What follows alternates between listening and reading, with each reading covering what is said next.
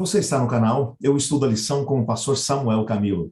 Você sabe que nessa semana nós estamos conversando um pouquinho com aqueles que são os nossos parceiros, os nossos amigos, aqueles que têm dedicado algum tempo para estar estudando aquela lição com a gente, fazendo um desafio.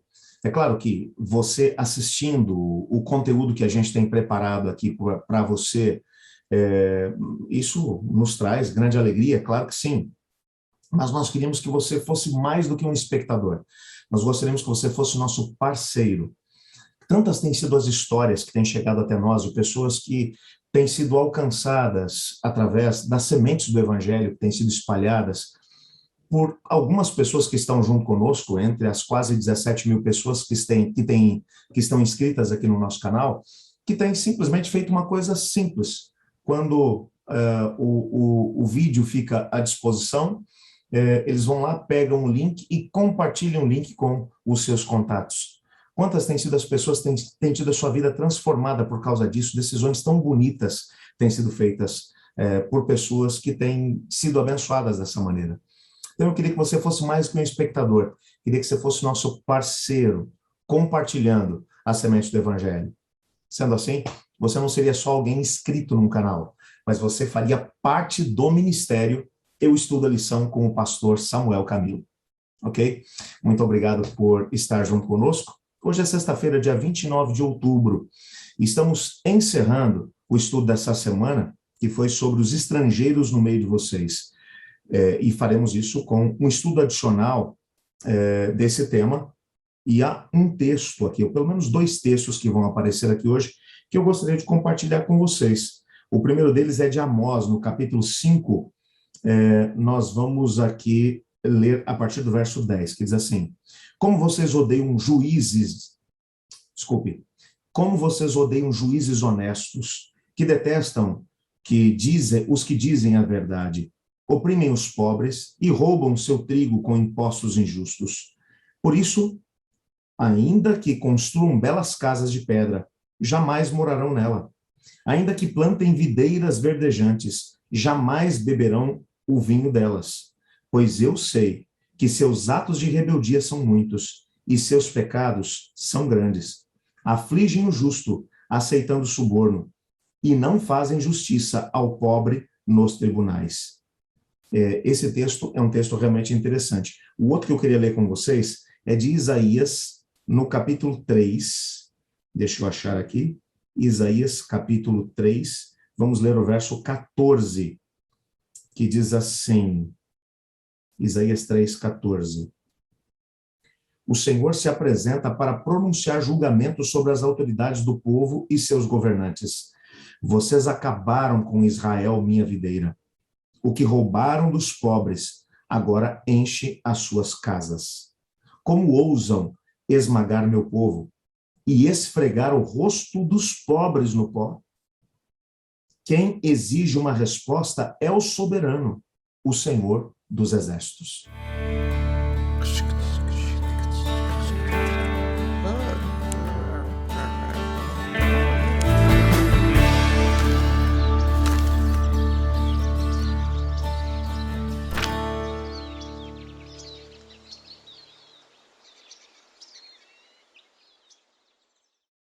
Uma das coisas mais impressionantes dentro da história de Israel é que, apesar deles terem recebido revelações tão tremendas da parte de Deus, revelações como essas mencionadas aqui no livro de Deuteronômio, que nós vimos durante essa semana, eles não viveram essas mesmas verdades.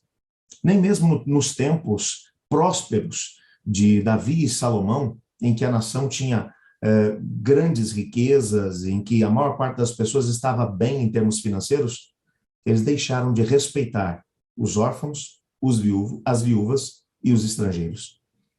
E isso trouxe a eles severa reprovação. Quando nós lemos os escritos dos profetas, e aqui nós temos duas representações que nós lemos ainda há pouco, um deles do profeta Isaías, que é considerado um dos profetas maiores, e de Amós, que é considerado um dos profetas menores. Quando vamos ler aquilo que são as mais severas reprovações que Deus colocou diante do seu povo, você percebe duas atitudes que são repetidas geração após geração. Em primeiro lugar, a atitude que abre espaço para que o amor se esfrie do coração deles, tanto em relação a Deus quanto em relação ao próximo, é quando eles se afastam do caminho do Senhor. Quando se afastam de Deus, a primeira coisa que eles vão fazer como consequência disso é deixar de lado os pobres, os órfãos, as viúvas e os estrangeiros. A primeira coisa que eles vão fazer quando eles abandonam o caminho do Senhor e começam a adorar os deuses das nações vizinhas é ignorar os conselhos e as ordens que Deus deu a eles, no sentido de viverem uma vida embasada no amor. Amor a Deus e amor ao próximo. Quando nós olhamos para o Novo Testamento, nós percebemos que isso é uma coisa muito importante. Mesmo os judeus que viveram no tempo de Jesus Cristo, você percebe nitidamente que eles olhavam para as pessoas e, às vezes, eles selecionavam dentro da sociedade, aqueles que mereciam receber algum tipo de atenção e aqueles que não mereciam. E colocavam as pessoas em categorias, como a categoria dos publicanos e dos pecadores. As pessoas de má fama, as prostitutas. Esse pessoal foi completamente marginalizado naquela época. E o mais interessante é que Cristo, quando veio aqui à Terra, ele gastou tempo com essas pessoas, com os marginalizados, com aqueles que haviam sido excluídos pela igreja. E isso tem que fazer a gente parar para poder pensar um pouco.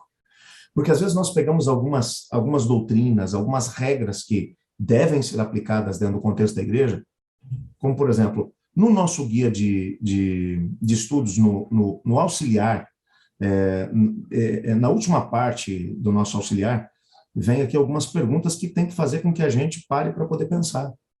Como, por exemplo, eu vou ler aqui um enunciado. Você é ancião ou pastor de uma igreja.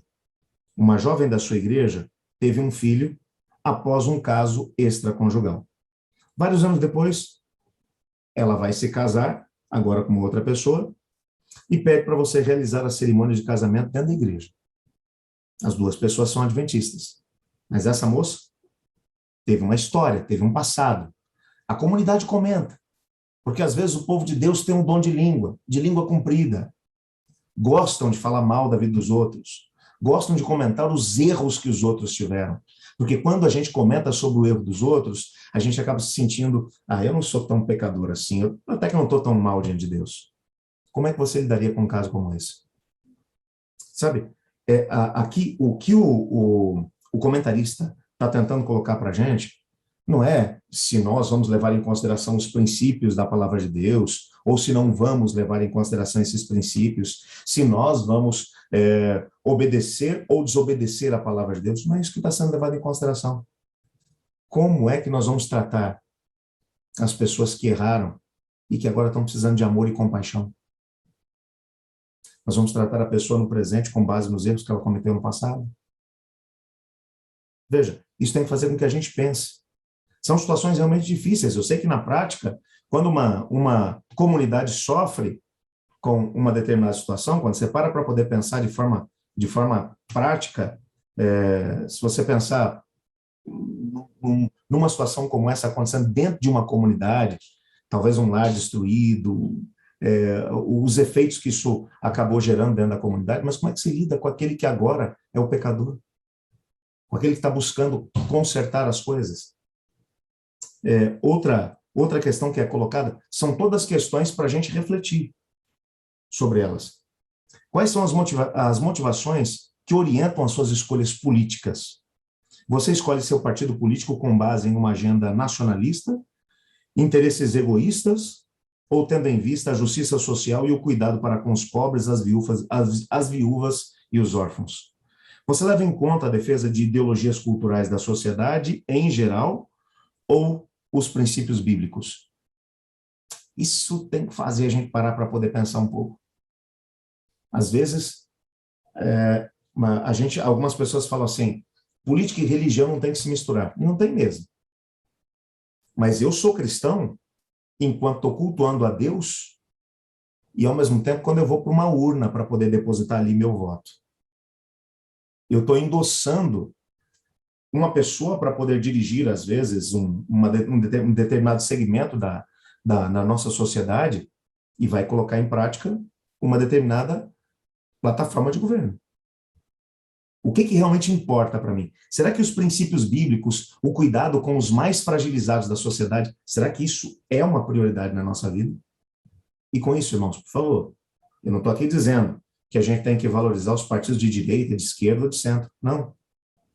O que o autor aqui da lição, o comentarista da lição está dizendo é o que motiva você a escolher aqueles que vão ter o poder nas mãos.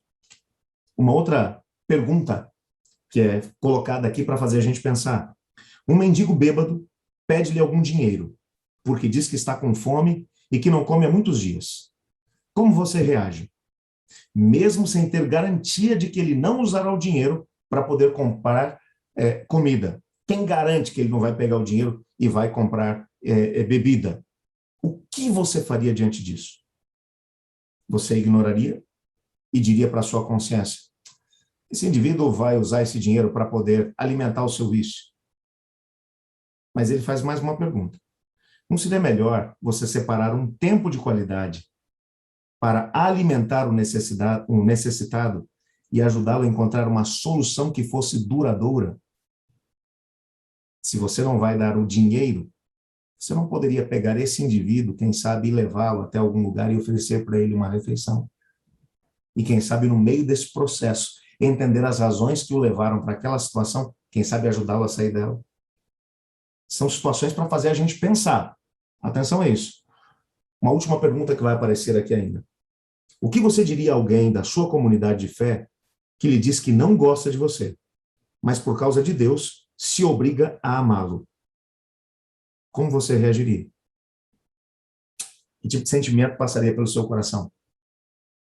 Bom, como é que você reagiria se alguém da tua comunidade de fé, que você não simpatiza, você não gosta, mas que você entendeu nessa semana que precisa amar essas pessoas, que tipo de atitude você deveria tomar diante dessa pessoa a partir de agora? Será que orar a Deus para pedir para que Deus coloque amor no seu coração e mudar a sua visão em relação a essa pessoa? Esses são questionamentos para a gente poder parar e pensar nas nossas atitudes. Que tipo de motivação a gente tem para podermos trabalhar com as pessoas e ajudá-las? Às vezes, nós encontramos muitas desculpas para não fazer aquilo que o amor exige que um irmão faça por outro. O grande desafio que fica no final do nosso estudo dessa semana é como nós devemos agir se realmente entendemos que todos aqueles que estão à nossa volta são nossos irmãos e irmãs. Talvez ainda não saibam disso. Talvez ainda não saibam que, por causa do que a humanidade fez, eles estão emancipados de Deus, mas continuam sendo filhos e que Deus quer adotá-los de volta para que eles tenham direito a isso. Como nós agimos diante dos nossos irmãos e irmãs? Como devemos agir se os dois grandes mandamentos que Deus colocou diante de nós e que nós lemos logo no começo dessa semana são amar a Deus sobre todas as coisas e ao próximo como a nós mesmos? Eu quero orar pedindo a Deus para que me ajude a viver na minha vida a realidade desses dois mandamentos. Você não quer fazer isso comigo? Obrigado, Pai, porque em Tua palavra descobrimos que o Senhor nos chamou para vivermos a guarda dos Seus mandamentos, amando a Deus sobre todas as coisas e ao próximo como a nós mesmos. Ajuda-nos a vivermos uma realidade de amor. Ajuda-nos a olharmos para as pessoas que estão à nossa volta como que eles são, nossos irmãos e irmãs. Talvez ainda não saibam disso, mas quem sabe o Senhor está colocando eles no nosso caminho para que nós possamos mostrar essa realidade a eles. Por favor, ajuda-nos a viver em amor para contigo e para com o nosso próximo. Pois em nome de Jesus que oramos. Amém. Eu estudo a lição. E você?